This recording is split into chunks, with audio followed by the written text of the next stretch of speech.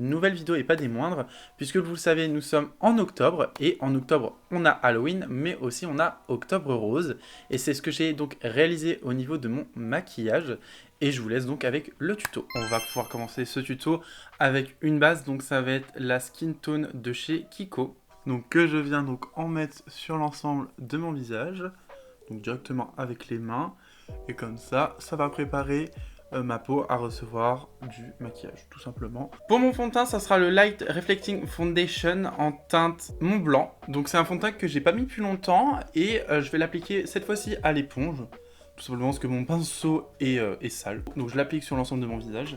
Et c'est un fond de teint que j'aime trop. Vraiment, ça fait tellement longtemps, mais en même temps, c'est une teinte que j'utilise plus pendant ces périodes-là, un petit peu. Parce que c'est un excellent fond de teint. Donc d'ailleurs, je vous l'ai même pas dit, mais c'est un fond de teint de chez Nars. Donc ouais, c'est un bon fond de teint qui est très très, je dirais, lumineux. Parce qu'il est pas non plus semi-mat, il est quand même assez lumineux, mais c'est un peu tout ce que j'aime en ce moment, donc j'aime beaucoup moins les finis mat comme avant. Et au niveau de la couvrance, je dirais qu'on est sur une couvrance qui va être assez modulable, mais avec une couche déjà, on peut avoir quelque chose qui va être plutôt médium en termes de couvrance. Pour mon anti-cerne, ça sera le Shape Tape de chez Tarte en teinte 20B Light. Donc j'en mets au niveau uniquement du dessous d'œil, juste ici.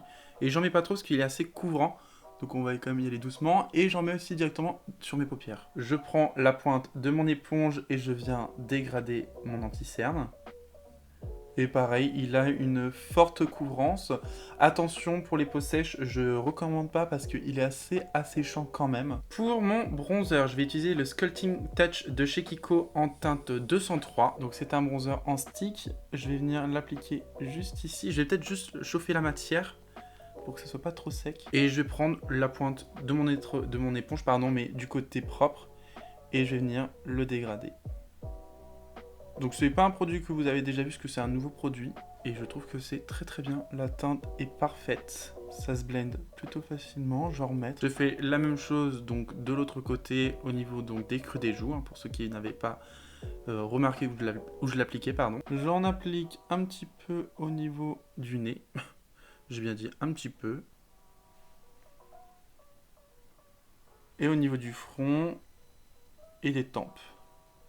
Écoutez, c'est un bronzer que j'aime bien. Après, j'en doutais pas. Il est assez crémeux, donc il sèche pas, enfin, je veux dire, il déplace pas le fond de teint. Donc ça, c'est top. J'aime pas trop les sticks un peu secs, vous voyez, qui soient longs à prélever, qui déplacent la matière dès qu'on l'applique. Par exemple, c'est un peu le cas pour le Fenty Beauty, je trouve.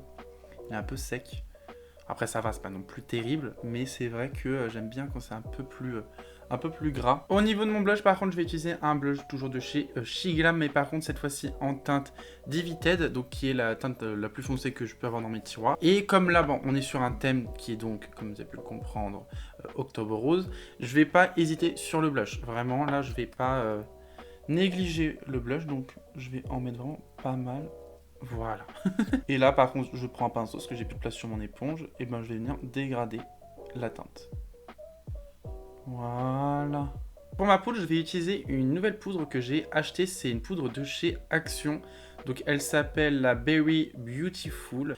Parce que j'en ai entendu pas mal sur TikTok qui disaient qu'elle était vraiment bien. Donc je l'ai déjà testé hors caméra. Je suis désolé, c'est pas vraiment un crash test de cette poudre. Mais en tout cas, je l'ai testé et franchement, je l'adore. Le seul problème, c'est que il n'y a pas forcément de tamis. Et comme c'est un gros pot, il y a pas mal de produits qui sortent. Donc c'est le petit inconvénient, mais ça va, c'est pas non plus catastrophique. Donc je reprends mon éponge pour venir vraiment blender mon anti-cerne avant de poudrer. Et avec une houppette, je viens presser au niveau de mon dessous d'œil. Donc moi je l'aime bien personnellement, effectivement. Parce que je trouve qu'elle floute un petit peu les pores, donc c'est vraiment pas mal. Et puis pour le prix, je crois qu'elle coûte moins de 2 euros. Je sais plus combien je l'avais payé. Et après, je vais faire l'ensemble de mon visage en bien poudrant aussi le blush crème ainsi que le bronzer crème. Donc vous pouvez voir le blush, il s'est un petit peu atténué, mais c'est pas grave. On va le réintensifier juste après avec de la poudre. Puis légèrement, parce qu'après, faut pas non plus que je sois trop blushé, sinon ça va être moche. Pour mon bronzer, je vais prendre le Hoola de chez Benefit. Et je vais repasser donc sur les zones où j'ai mis mon stick bronzer. Donc au niveau du nez, j'en mets un petit peu au niveau des joues, mais c'est juste histoire d'eux. Et j'en mets au niveau de l'os de la mâchoire. Et pour mon blush, je vais réutiliser la Suga Spice de chez Makeup Revolution, une palette que d'ailleurs vous n'avez pas vue depuis un petit moment. Et je vais prendre le plus foncé, je vais prendre celui-ci, et je l'applique du coup là où j'ai mis mon blush crème. Pour mes sourcils, c'est comme d'habitude, je viens brosser à rebrousse-poil pour pouvoir enlever les résidus de poudre ou de fond de teint. Et après, avec une pommade à sourcils de chez Kiko, c'est le Lasting Eyebrow en teinte 6, je vais venir du coup juste redessiner légèrement, enfin plutôt compléter les petits trous qu'il peut y avoir. Mais c'est tout ce que je fais. Pour la palette, je vais utiliser la Carnival 5 de chez Be Perfect en collaboration avec Stacy Marie.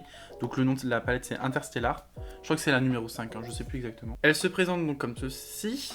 Et la partie qui m'intéresse donc c'est celle-ci puisqu'il y a du rose, donc très intéressant. Donc on va commencer. Je ne sais pas comment et quoi. Mais on va commencer. Et ben je vais commencer avec la teinte Supernova. Donc c'est ma teinte intermédiaire. Donc je vais soit le laisser comme ça, mais si je trouve qu'il est très bien comme ça, je le laisse, mais si j'ai besoin d'intensifier, je l'intensifierai avec une teinte plus foncée. J'ai pris un tout petit pinceau et je vais l'appliquer du coup au niveau de mon creux de paupière, juste ici. Et je vais pas trop remonter parce que du coup je vais mettre une teinte plus claire pour vraiment dégrader ces teintes-ci finalement. Donc je me rapproche petit à petit du coin interne, comme ceci, que je descends bien la teinte. Et puis ici, je vais petit à petit remonter la teinte.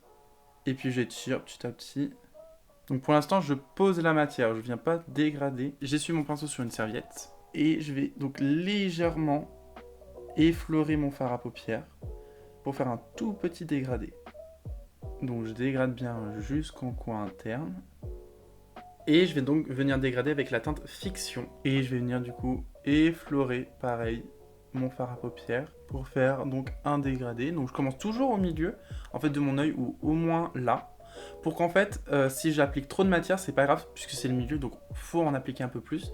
Comme ça, après, je viens vraiment dégrader au fur et à mesure pour avoir le gestuel beaucoup plus léger et donc beaucoup plus précis finalement.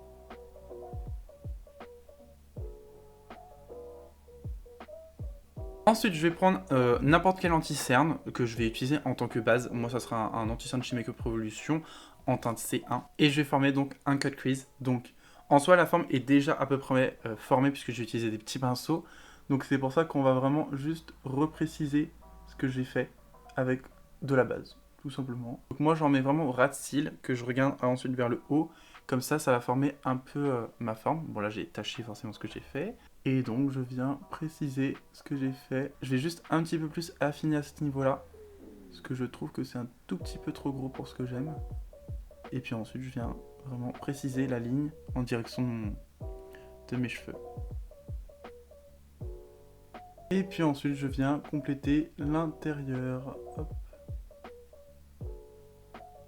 Ensuite avec un pinceau sans matière, je viens vraiment bien tapoter sur l'ensemble de mon anti-cerne pour vraiment unifier la base et qu'il n'y ait pas des endroits où il y a plus de base que d'autres. Ensuite, je reprends la teinte Fiction et je vais le mettre du coup sur l'ensemble de ma base. Donc on n'hésite pas sur la quantité puisqu'il faut vraiment bien poudrer l'ensemble de la base en tapotant, surtout pas en lissant, sinon vous allez déplacer votre travail. J'aurais pu d'ailleurs prendre directement une base teintée, mais j'ai pas pensé.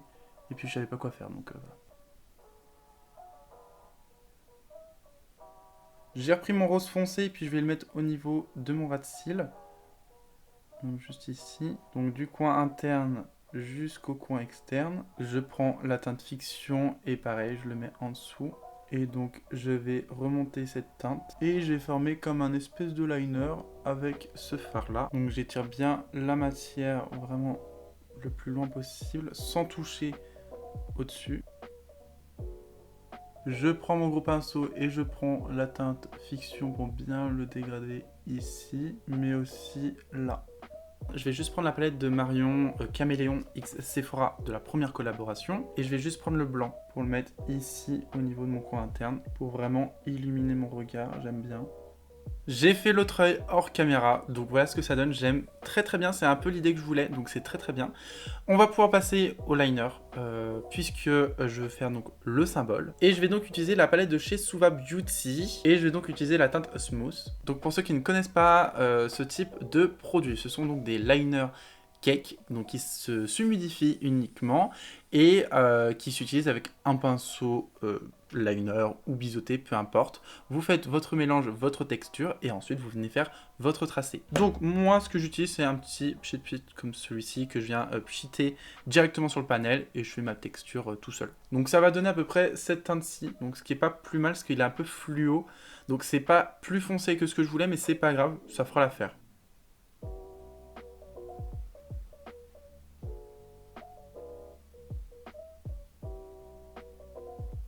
Hors caméra, j'ai donc collé 3 strass sous chaque œil. J'ai mis du crayon noir dans ma muqueuse du bas et j'ai mis du mascara. On va pouvoir terminer avec les lèvres. Pour ça, je vais prendre donc un crayon rouge. Donc là, c'est un crayon rouge de chez Essence. Et donc, je vais faire le contour de ma lèvre parce que j'ai prévu un rouge à lèvres rose pétant pour mes lèvres. Mais je vais faire un contour un peu plus foncé pour faire un petit contraste. Quand le contour est fait, je vais pas laisser ça comme ça, bien sûr. Je vais venir directement avec mon crayon dégrader les extrémités de tout mon contour. Donc j'en mets au niveau des commissures, donc des deux côtés bien sûr, et puis j'en mets aussi au niveau de la lèvre du bas. Quand c'est bien dégradé, ensuite je vais mettre un rouge à lèvres. Donc je vais mettre un rouge à lèvres pareil de chez Kiko. Donc c'est le Gossamer Emotions en teinte 124. Et donc je l'applique à l'intérieur. Et vous voyez, ça va faire un dégradé avec le rouge.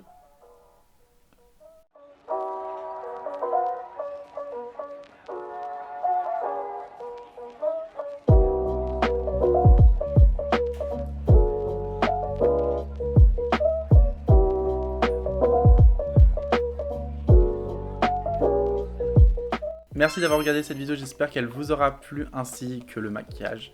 Abonnez-vous et likez cette vidéo si elle vous a plu. Et sur ce, on se retrouve la semaine prochaine pour une prochaine vidéo.